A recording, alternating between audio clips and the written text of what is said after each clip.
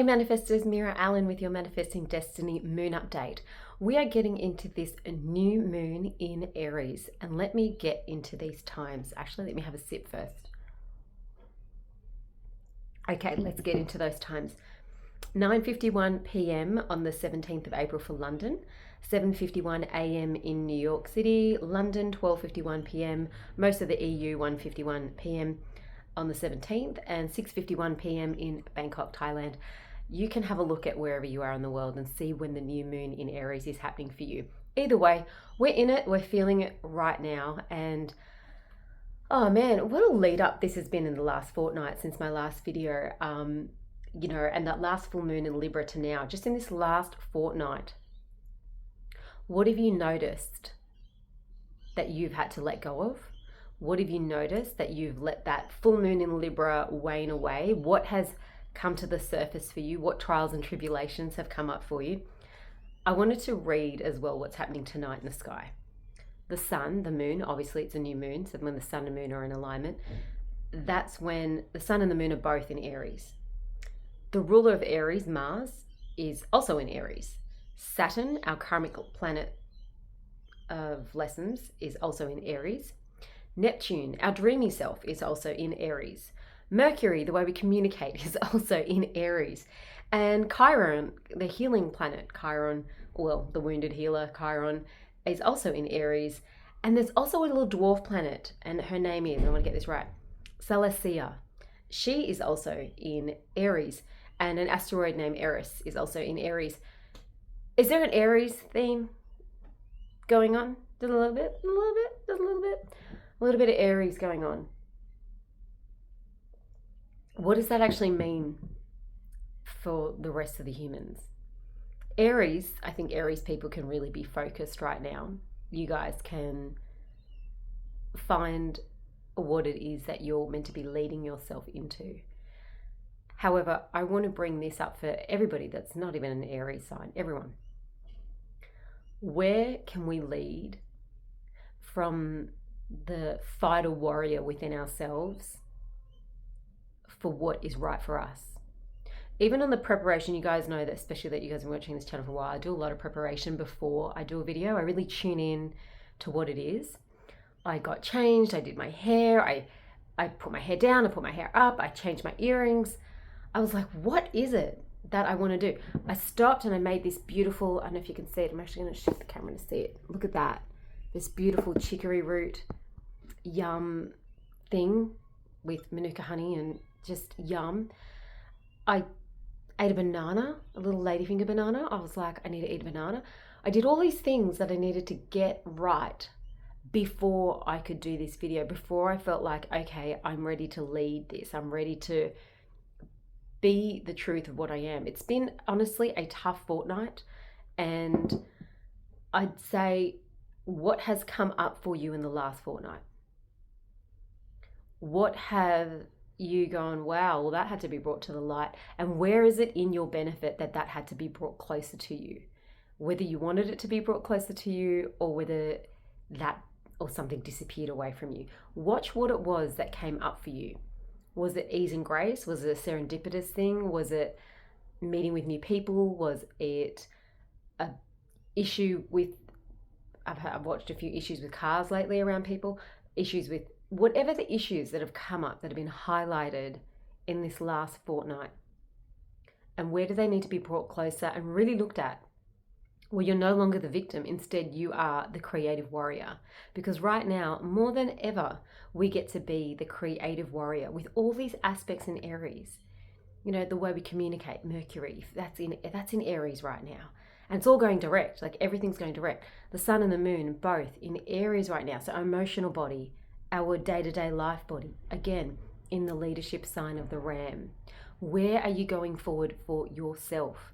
And it may sound selfish, and you may need to do selfish things. You know, I needed to make a chicory root thing.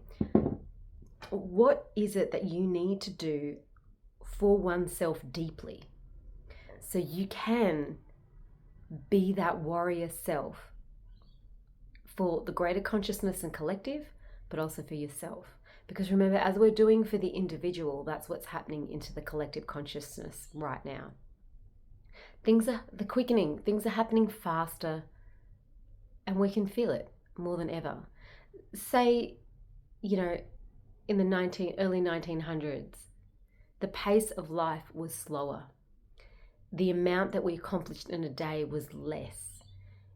What we are able to see, what we're able to communicate, how many people we're able to communicate with, how many things we can run and function and govern, everything from our banking and finances to our health and wellness, to access to anything on YouTube, gym and training and routines and information and education. We have the ability right now in the quickening.